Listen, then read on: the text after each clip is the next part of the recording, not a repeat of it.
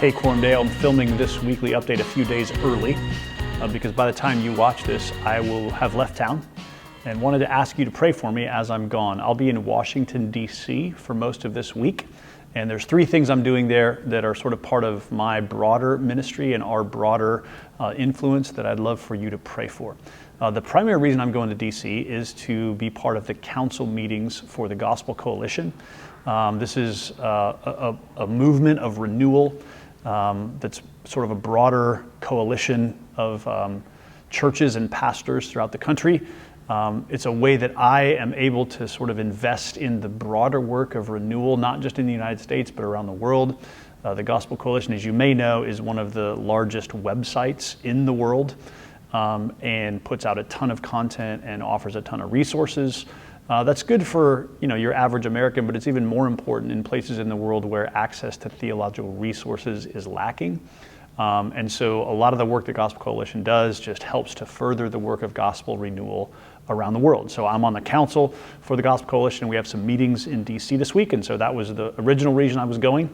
In addition to that, the Gospel Coalition asked me to do a debate this week on the Second Amendment.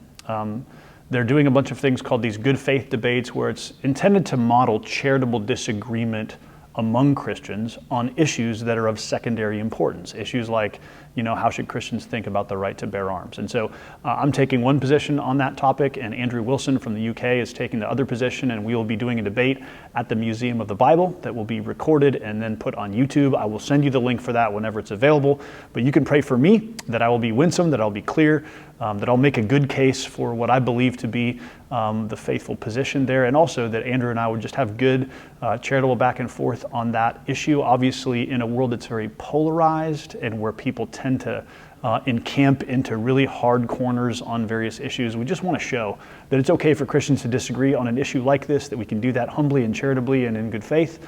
And so that's the aim of this debate. So you can pray for me. I've been doing a lot of research on the Second Amendment and trying to sort of make a good case for that. And so I'd love your prayers as we do that. That'll be happening on Monday.